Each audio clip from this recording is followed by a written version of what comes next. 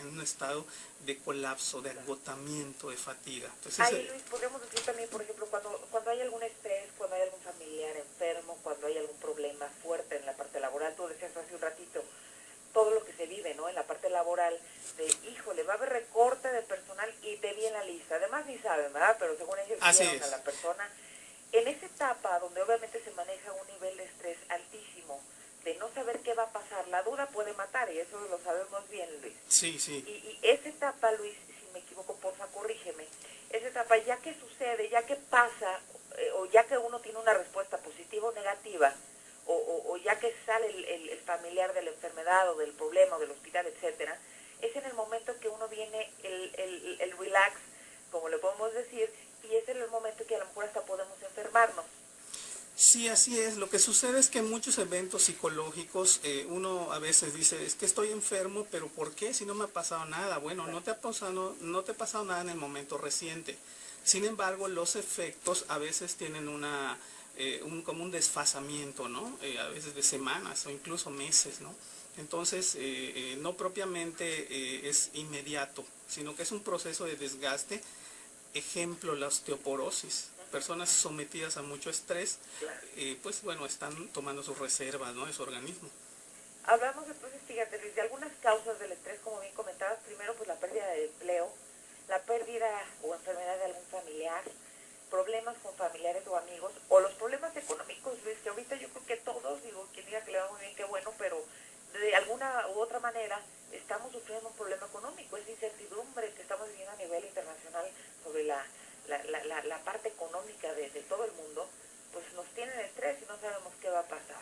Ahora, si estas son causas del estrés, ¿cómo podríamos prevenirlo?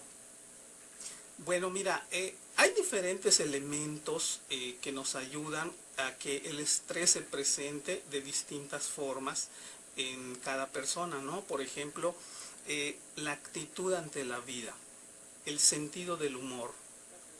De esto se ocupan las religiones, por ejemplo, la fe, ¿no? Existen personas, pongamos dos personas, ¿no? Tienen un familiar muy enfermo, médicamente está en el mismo grado de evolución la enfermedad. Sin embargo, una persona dice, mira, yo tengo fe que va a salir y lo vamos a ver en casa y lo vamos a ver recuperado. Aquí no quiero yo enfocarme al concepto religioso, más que nada quiero enfocarme al concepto de la esperanza, al concepto del visualizar y el concepto de que esos procesos mentales de alguna manera son un atajo a esas emociones negativas como angustia, ansiedad, que cuando deterioran pues llegas a caer incluso en ataques de pánico y otras manifestaciones, alopecia, dermatitis, etcétera, ¿no? Parálisis facial. E incluso existe, por ejemplo, una escala, unos psiquiatras de Washington desarrollaron una escala, ¿no? Del impacto del estrés. Entonces, en esta escala, de acuerdo a la importancia de los impactos de la vida, ellos dicen que el primer lugar lo ocupa el fallecimiento del cónyuge. En segundo lugar, divorcio. Tercer lugar, separación conyugal, condena a prisión y así la lista, desempleo e incluso las vacaciones nos dan cierto grado de estrés, porque el estrés también se clasifica en estrés bueno, que es el eustrés, y estrés negativo, como es el distrés. Uno preguntaría, ¿cómo un evento me puede estresar si es bueno? Bueno, por ejemplo, una boda. Acuérdense cuando se casaron, díganme si no estaban estresados. Sí, por supuesto. Pero ahora muy felices, Luis. Así es, y lo más curioso es que se llevan pues mucho tiempo diciendo, no, pues cuando entremos esta música y cuando salgamos, y de pronto cuando sale dice, oye, pusieron la música, no me fijé, y tú y yo tampoco. ¿Dónde estaban? Estaban en tensión, en estrés.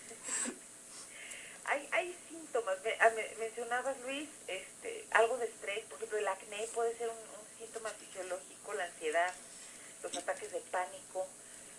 Además, como bien comentabas en un principio, Luis, el hígado secreta azúcar, porque obviamente los músculos disponen de más energía, se reduce la resistencia a enfermedades, y de no notarse puede producir hasta la muerte, Luis. Mira, tristemente, de verdad, tuve la oportunidad de constatarlo en una empresa, pues se dio este rumor, había recortes de personal, había una serie de cuestiones, unas políticas, y a una persona le dijeron de que estaba en la lista negra.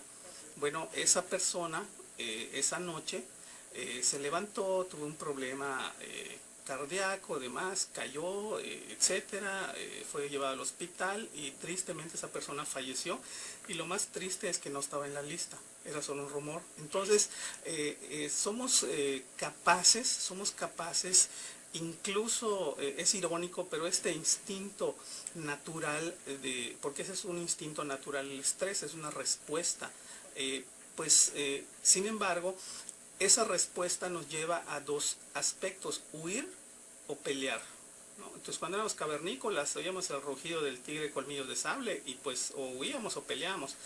Pero hoy en día influye el componente imaginario también, y por otro lado, una persona que está sometida a esas tensiones no puede huir de su empleo, no puede huir del congestionamiento, pero tampoco se puede pelear con su jefe porque se queda sin empleo. Entonces, de alguna manera, a veces los hijos, ¿no? A veces te sacan canas verdes, a veces te estresan, porque están pasando por etapas. ¿Qué sucede? Que pues no puedes ni huir de ellos ni pelear con ellos, y si peleas te va peor. Entonces, de alguna manera, eso explota y te tragas ese estrés, y es cuando vienen las consecuencias psicosomáticas. Por ejemplo, el vitiligo, varias enfermedades tienen un reconocido científicamente un componente psicosomático. Entonces es bien importante que nosotros sepamos detectar nuestro estrés. Como bien dices, Luis, cuando empieza, obviamente cuando estamos en un nivel de estrés importantísimo, no podemos no notarlo. Y eso es algo importante para todos, porque el nivel de estrés pues puede causar hasta la muerte. Ahora, ojo, para aquellos que andan de metiches, si no estás en la lista negra, cuidado, porque como bien nos platicaste, Luis, causó la muerte a un colaborador de una empresa donde ni siquiera estaba en una lista negra, ¿no? Así es. Te cuento rapidísimo una pequeña historia. Mira, recientemente tuvimos con nosotros al conferencista muy prestigiado, Deepak Chopra. Entonces él, en uno de sus materiales, recuerdo, decía, ¿no? Tocó el tema de una mina en España, en la cual pues se quedan atrapados, sabedores de que el oxígeno solo les va a durar ciertas horas. Entonces pues le preguntaban al único que tenía reloj, le decían: oye, ¿cuánto tiempo llevamos? No han venido a rescatarnos. 1 hora. En realidad habían pasado 2 horas. Después decía: ¿cuánto tiempo llevamos? 4 horas. En realidad habían pasado 6 horas. Bueno, a final de cuentas, el único que falleció fue el que tenía reloj. Entonces, de alguna manera, la realidad es un componente importante, pero aún quizá más importante es la percepción que tenemos de esa realidad. Y por eso es importante saber procesar, racionalizar y de alguna manera tener el componente de la actitud mental positiva, que es el buen humor, que es pues te genera endorfinas, te genera los químicos de la felicidad, y pues de alguna manera es una ayuda para sobrellevar esas tensiones, ¿no? Luis, aquí en Facebook nos están comentando, bueno, mandan saludos. Adán, gracias, mi amor. Dice: en Japón hacen ejercicios antiestresantes antes de empezar a trabajar, como ejercicios aeróbicos, ejercicios recreativos, y se ha comprobado que sí rinden muchísimo más que en una empresa que no se realizan este tipo de ejercicios. ¿Es una cuestión cultural o solo es por la desidia de las empresas no tomar la importancia de este aspecto importantísimo para poder rendir al 100%? Importante estos ejercicios de estrés, Luis. Bueno, mira, las empresas, vamos ya a las cadenas internacionales, bueno, entre ellas Costco, Sam's y algunas de esas empresas, parte de sus políticas son, antes de iniciar a trabajar, reunirse, aplaudir, echarnos porras, decir que estamos excelente, que hoy va a ser un día maravilloso. ¿Por qué? Porque estas empresas están muy conscientes, contrariamente a lo que se pudiera pensar, que voy a distraer horas hombre de tiempo, podrían haber empezado a trabajar, etcétera. Están muy conscientes de la importancia del estado anímico.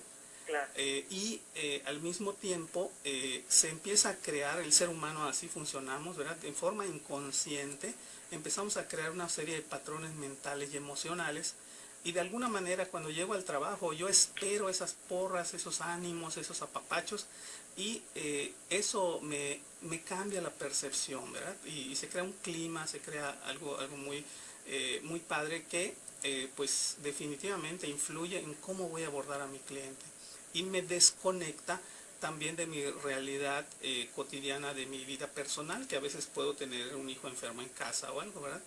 Luis, este tema es muy abarcador, podemos estar hablando programa tras programa tras programa, pero si no me equivoco, ¿qué hora tienes por allá, mi Luis?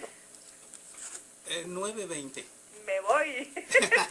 Ya tenemos que irnos, Luis, por favor, nada más recuérdanos el teléfono, por favor, mi amor, tuyo, para que pueda, toda la gente que requiera algún tipo de capacitación referente a este tipo de temas, pueden localizarte. Luis, tu celular, por favor. Claro que sí, 9992-1769-16. Excelente, Luis, te agradezco mucho a mi gran psicólogo organizacional que siempre está en el programa NM9 Conexión Empresarial. Te mando un beso hasta allá, Luis, muchas gracias. Igualmente, Dana, un abrazo fuerte. Gracias, gracias a usted como siempre, Omar Hurtado. Sí es verdad lo que comenta el doctor Luis, a mí me tocó ver en familiares que ese estrés causa cosas peores como la hipertensión arterial, alopecia, cáncer, depresión, trastornos en la alimentación, etcétera. Gracias, entonces dicen, es cuestión cultural, de acuerdo. Lili Novelo, felicidades, Dana, para ti y tu invitado, mi querido primo Luis, a quien le mando saludos, excelentes temas, sigue disfrutando de la Ciudad de México. Gracias, Lili. Alejandro Chalet, te mando un beso, amigo, director general del Grupo Logra. Gracias, como siempre, por seguirme y por escucharme. Caro Ica, gracias, chicos.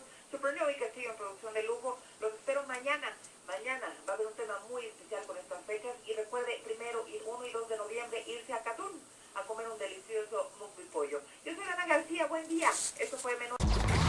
Conexión Empresarial, el nexo directo de todo empresario y emprendedor, con las instituciones, los expertos y las voces más autorizadas para hacer crecer tu negocio.